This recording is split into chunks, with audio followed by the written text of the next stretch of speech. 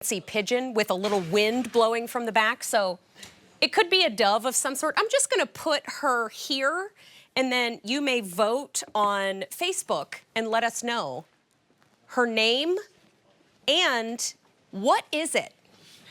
So please feel free to chime in and let us know. This is what we do on this show. We take side roads, we take right turns, and we come right back. Now we're going to talk about Ginsu. And when it comes to the name Ginsu, we all grew up with this name. We all have seen the incredible ability that a Ginsu knife has. This is a 5-piece ceramic coated knife set. Now, you're getting a chef's knife, you're getting a Santuko, you're getting a bread knife, a utility, and paring knives, or a paring knife, I should say. They're $25 for the entire set. That means it's $5 a blade. We know that Ginsus last a long time, and we know that when it comes to a full set of knives, we usually pay about 4 times that much as what's on the screen.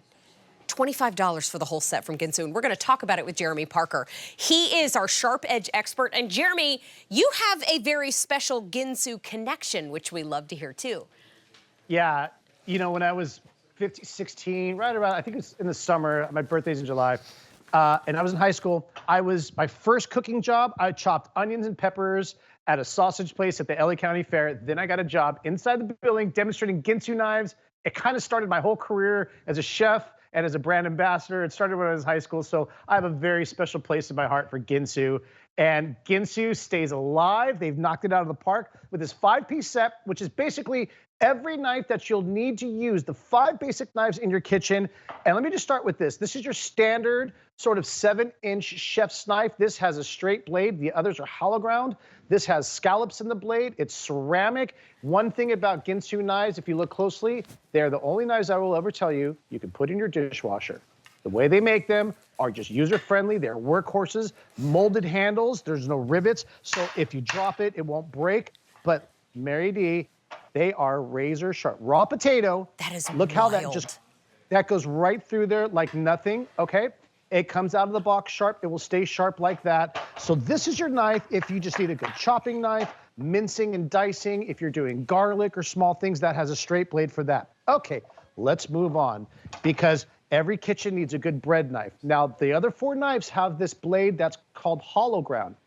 It's not a saw. See how it's rounded?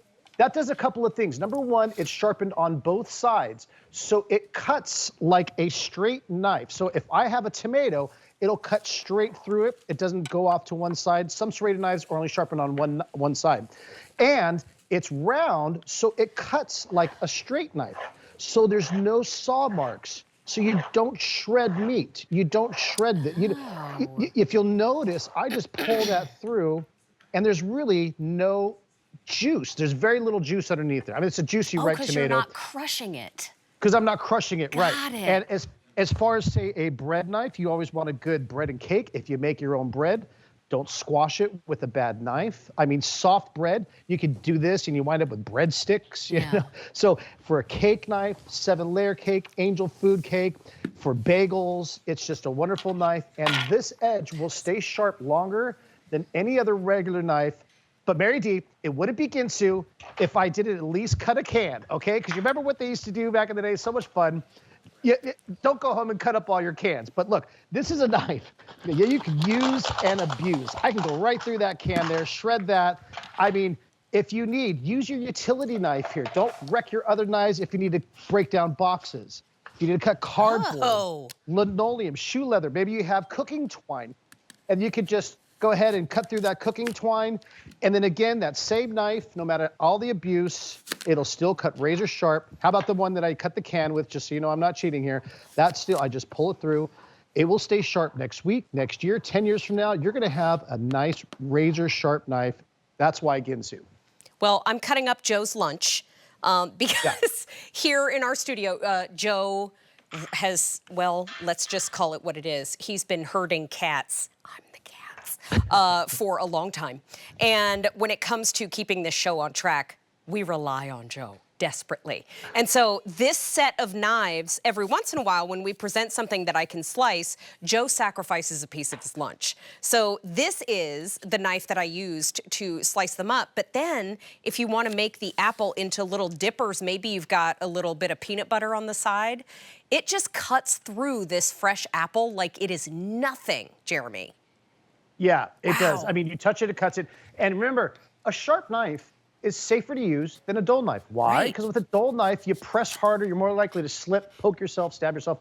So you have more control with these, whether you're right-handed or left-handed, and they're just workhorses. Let me show you something. Even though this is a serrated knife, you can take a meat, carve a roast, a turkey, a ham, maybe your Thanksgiving turkey, and what I want you to see is because this edge is hologram, that's not serrated, it will stay sharp longer. You can sharpen it if you need to, but there's no tearing or shredding on any of that. Sausage casings, a roast, a turkey, and let me keep going because there's a couple more knives. Every kitchen needs a good paring knife. If you just want to do like avocados where you just half it, it's a lot easier to do this with a smaller knife than like a big 8-inch knife or 7-inch knife. So you can do that and kind of pull this. Well, you know what? That seed is really, there we go. Okay, not the ripest avocado, but good knife. And then this knife right here is a 4-inch knife. I love this one for like a fruit knife, like you're doing an apple there. So when you're doing a mango, you can cut around the seed.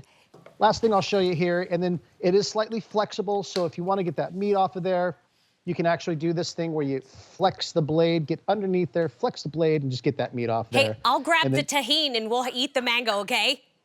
Right there, I love that. That one's for me. So good. Oh Yeah. my gosh, a little spicy, a little salty, and a little sweet.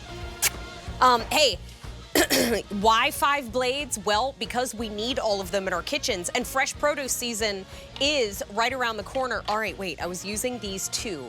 You get the paring knife, you get the Santuko, you get the chef's blade, you get the bread knife, and you also get the utility knife, and it's all coming to you for $25. Now, quickly as we wrap up, I know this is a no reorder, Jeremy, but at $5 a blade, can these be sharpened? Absolutely, yeah. Excellent. You can sharpen them just with even like a sharp shark that you get off QVC. It works fine. By the way, Joe, your apples have been sliced, so that's all ready to go. Soldiers are lined up ready for peanut butter right there at the end. Cutting board is coming up in the show. Jeremy, thank you for joining us again. We shall see you shortly. See you in a bit. Thank you, my friend. Bye-bye for now. Here is